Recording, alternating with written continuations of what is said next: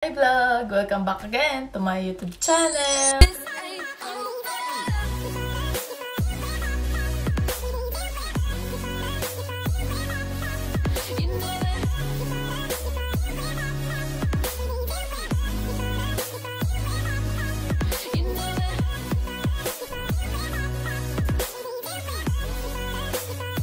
For today's video ay gagawa po ako ng isang tutorial at ang tutorial po na to ay isa sa mga remittances app dito po sa Japan. So kung may kakilala po kayo o may kamag-anak kayo, kaibigan na nandito po sa Japan, i-share nyo po to sa kanila kasi makakatulong po to sa kanila. So, napakadali po ng app na to. Isa po tong libreng app na pwede nyo pong i-install sa App Store or Play Store kung ano man pong phone meron po kayo. Dahil nga po sa coronavirus, marami na nga pong online app na nagsilabasan ngayon para po hindi na po tayo lumabas o makihalubilo po sa ibang mga tao. Yehey Remit. It offers a fast, convenient, secure, and cost-effective way to transfer money overseas. You are not just helping your family for every remittance, you are also helping another child in the Philippines through the Gala Foundation. Gabay sa Landas Foundation is a Christian ministry who help our fostered, abandoned, unschooled street children in terms of educational, healthcare, and social development. Every remittance you do, you are automatically donating 1 peso to their foundation.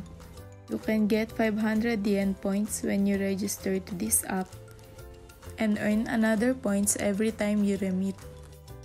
For example, when you send up to 10,000 yen to the Philippines, you have to pay a service charge of 400 yen, but you can earn 20 points. These points you earn for your every remit can change into cash. How to register? Download the app on your phone.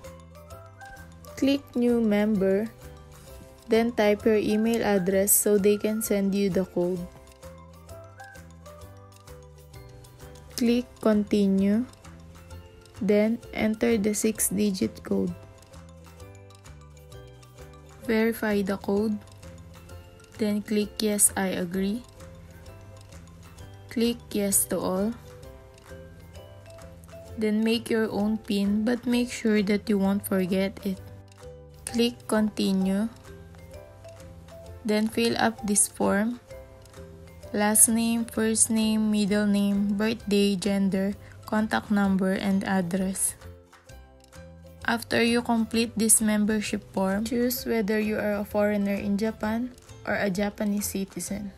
Type your nationality and what visa do you have. Take a picture of your residence card and my number. Congrats! You are now registered. How to add receiver?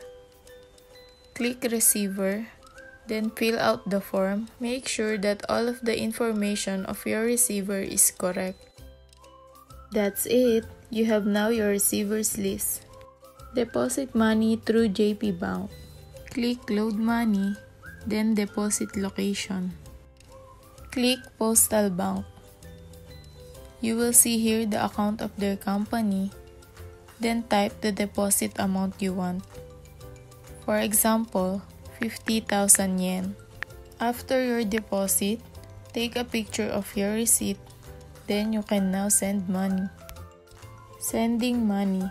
Select receiver, then the amount you want to send. You can choose bank transfer, bills payment, cash pay, or door-to-door. Pick-up Center, Palawan Pawn Shop, Cebuana, M. Luwilier, LBC, and other Bayad Center.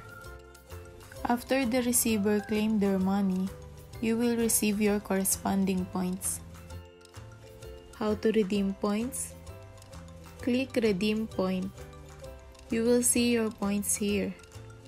Enter the amount you want to redeem, for example, 570 yen. Then click Transfer. Ayun, ganun lang po kadali. So, kung meron pa po akong nakalimutang sabihin o kaya meron po kayong gustong malaman dito po sa app na to. Huwag po kayong mahiyang mag-comment po dyan sa baba or i-message nyo po ako sa Facebook or Instagram. Sasagutin ko po lahat ng mga tanong nyo po.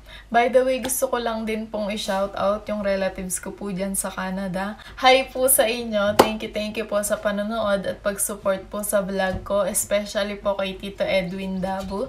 Thank you po. Pwede nyo po siyang i-subscribe sa channel niya. Ayan po. And also, thank you po sa lahat ng mga nagko-comment, nagsusubscribe po sa channel namin. Sana nakatulong po tong video na to sa inyo. Maraming salamat po. Huwag niyo pong kalimutang mag-like, share, and comment. Sariling sikaw. And subscribe. Bye!